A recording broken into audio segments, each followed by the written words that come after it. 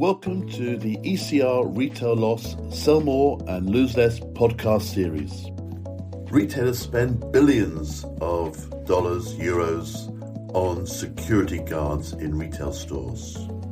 This week, I'm joined by Professor Adrian Peacock to explore different ways and new ways retailers are looking at using security guards, rethinking the business model, rethinking their role, and weighing the benefits of extra store associate hours versus security guards, and explaining the role of community guards, a new initiative from Whole Foods in USA.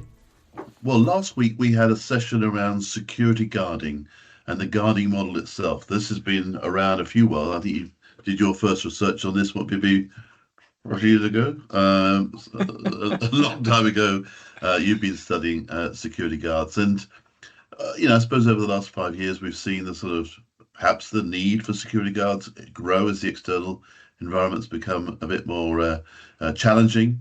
We've also seen a rise in the cost of security guards, with the wages also going up, which is putting a real strain on retailers' budgets, and really forcing them to think through different ways, better ways to prove the return on investment.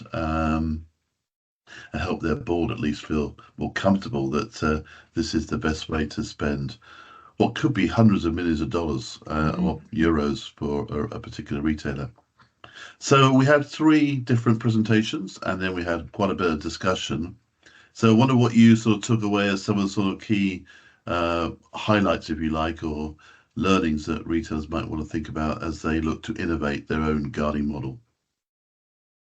Yes, it is one of those classic perennial issues, isn't it, that we talk about, the role of guards within retail environments. And as you say, it's probably one of the biggest recurrent costs that major retailers have, I think, in terms of their security budget, isn't it? We're talking significant numbers. Yeah. And so we often have the conversation about, given how much it costs, what is the value and what is the purpose of such a significant investment. And so it's always interesting to hear from different retailers on how they're addressing this issue. And in this session, we had 3 really quite different approaches in some respects. We had one which was, the age-old debate that they were going through yet again, whether they should be employed directly by the retailer, become, retail employees, or you use third party. And as we know from previous sessions, there are pluses and minuses on both sides of that equation, and they were working through some of this. It was interesting to hear how one of their concerns when you have in-house is, how do you control the way that those people are used in stores? Do they get, as it were, hijacked by the store manager to do things beyond the remit of a security guard? So, well, while you're here, do you want to stack some shelves?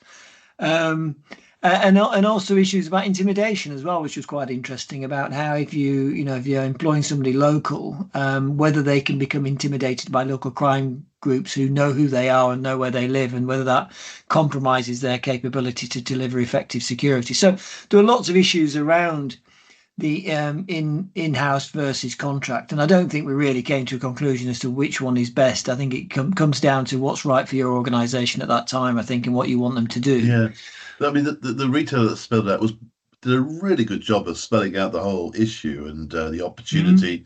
And I think for them, the challenge was they operated big stores and small stores, and that sort of challenge of the different formats, I think, is also puts an extra pressure on the different, or gives an extra flavour or lens to think about the internal versus third party when you've got those different formats.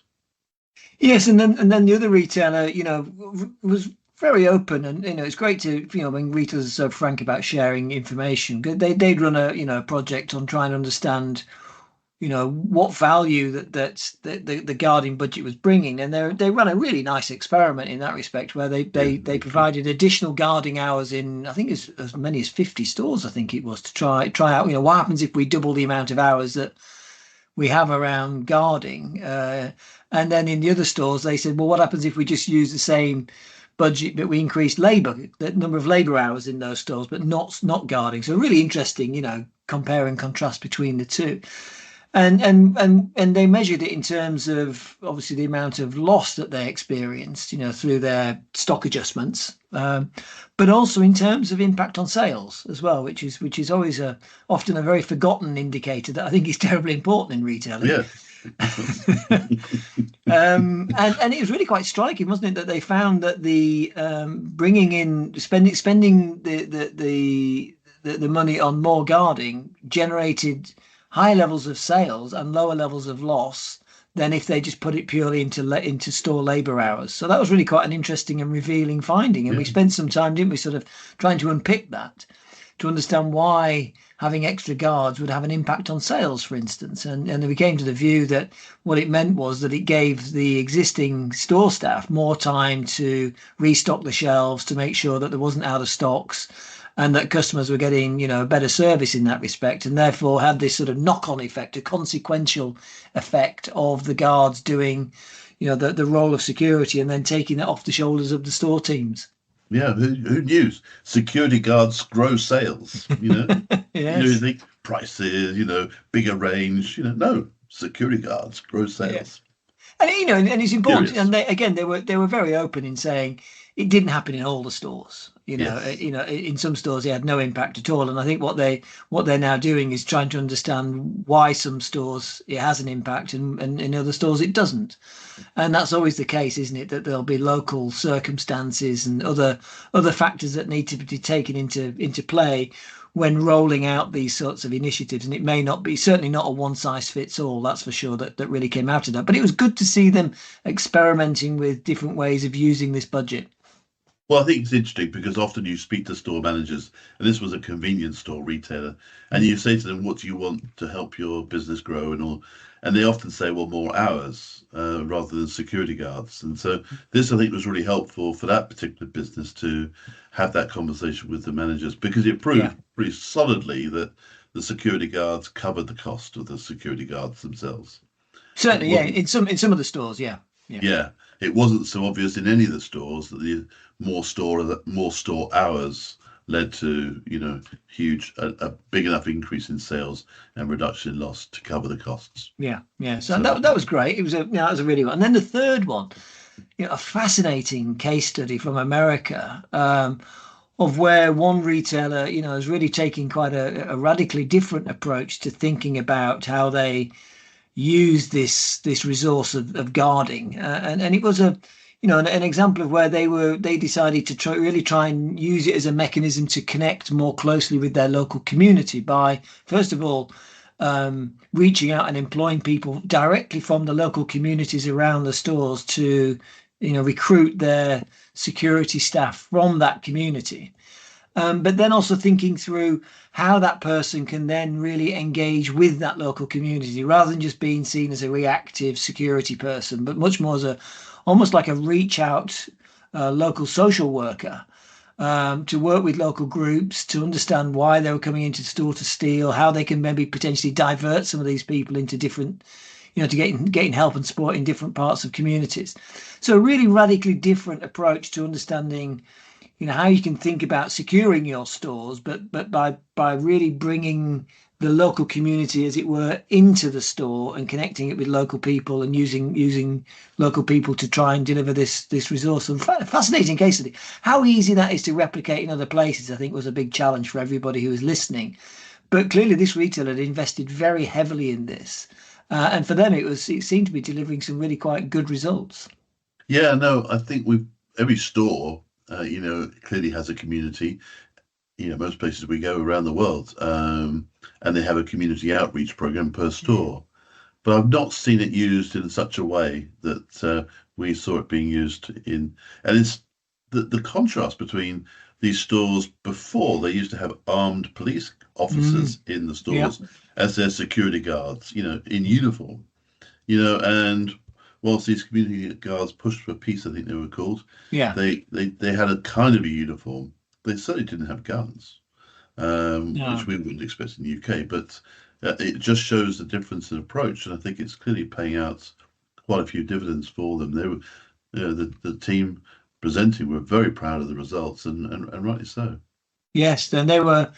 Yeah, as you say, very, very proud of it, and that what came across, I think, was a huge amount of energy had gone into that, and resource and commitment from the retailer as well. Actually, they were providing additional resources to those local communities to support these staff. So it was impressive, to see a company really make a commitment to trying something different, Yeah. and feeling like it was making a positive change for the store and the local community. So it was great to hear that, and I think a lot That's of the some retailers scale. benefited. At some scale as well. Yes, yes, It's not just like, a trial of 10 stores or whatever. There are 160, 170 of these yes. peace officers. So I thought that was highly impressive. Well, we're going to try and do this event, or this anniversary, if you like, this topic next year as well, to see what further innovations are coming along. But thank you so much for taking the time to share your notes, and we'll see you next time. All right, Colin, take care, mate. Bye-bye. Take care. Bye-bye. Well, that's all we have time for this week. Thank you for joining us, and thanks to all the ECR retail loss community for the sharing of their knowledge, their research and latest learnings that ensure that we become truly a global platform for learning. My name is Colin Peacock. This is the Sell More and Lose Less podcast, and if you liked it, please subscribe so you automatically get all future episodes. And also, if you think your colleagues and friends might also like it, please ask them to follow ECR Retail Loss on LinkedIn and tune in to our next podcasts. If you didn't like it, then let us know and we'll try and fix it. Either way, see you next time. Thank you again.